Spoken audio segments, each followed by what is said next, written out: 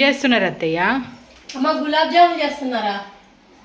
మీ అబ్బాయి స్కూల్కి వెళ్ళేటప్పుడు గులాబ్ జాముల పిండి ఇంకెన్ని రోజులు ఫ్రిడ్జ్లో దాచుకుంటారు చెయ్యి అని చెప్పిపోయాడు. నేను వచ్చేలోపు చెయ్యకుండా ఊరుకోనని చెప్పిండు. నీళ్ళే వేసుకుంటానమ్మా. అమ్మ కొన్ని కొన్ని నీళ్ళు పోసుకుంటా కలుపుకోవాలరా. పాలు పోసి కలిపేది ఉంటే పాలు కార్చి చల్లార్చిపోయాలి కదా అత్తయ్య? అవునమ్మా. ఇది ఇట్లా మెత్తగా అనిపిస్తుంది కానీ ఒక కలుపుతూ ఉంటే ఇదంతా చేదుదంతా ఊడిపోయిద్దమ్మా.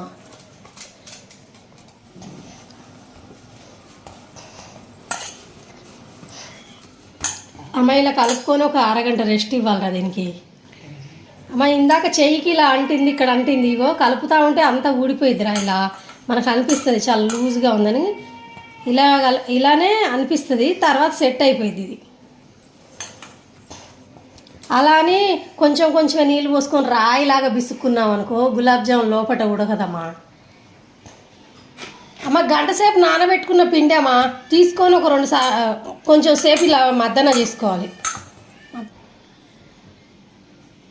అమ్మ. కొంచెం ప్రెస్ చేస్తూ గట్టిగా ఇలా చేసుకోవాలిరా, ఇలా గీతలు ఏమి రావు. అమ్మ ఒక గిలాసుడు పంచదార తీసుకున్నారా? అమ్మ అదే గిలాసులతో 2 గిలాసుల వాటర్ రా.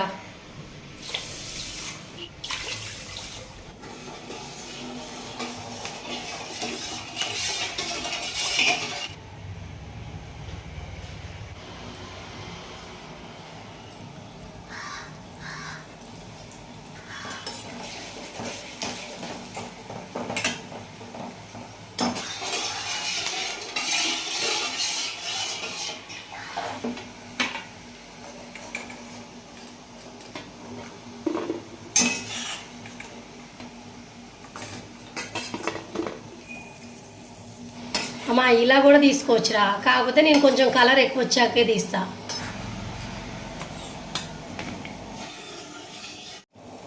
అమ్మ పంచదార కరిగిందిరా, కానీ కొంచెం మరగనిస్తా. అమ్మ ఇది మరుగుతున్నప్పుడే యాలక్కాయల పొడి వేసుకోవచ్చమ్మా, కానీ మా ఇంట్లో పిల్లలు ఇష్టంగా తినరు, నేను వేయట్లేదు. నచ్చిన వాళ్ళు వేసుకోవచ్చు.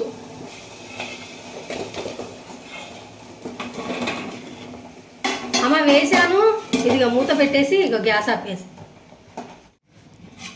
అమ్మ ఒకే దాంట్లో ఉంటే ఇలా ఎక్కువ లావా అవ్వరా, కొన్ని ఇందులో తీసుకుంటానమ్మా. చూడు అప్పుడే ఎంత లావైనాయి.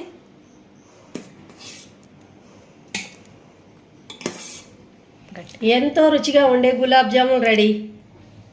వీడియో నచ్చితే లైక్ చేయండి. మీలో ఎంతమందికి గులాబ్ జామున్ ఇష్టమో చెప్పండి.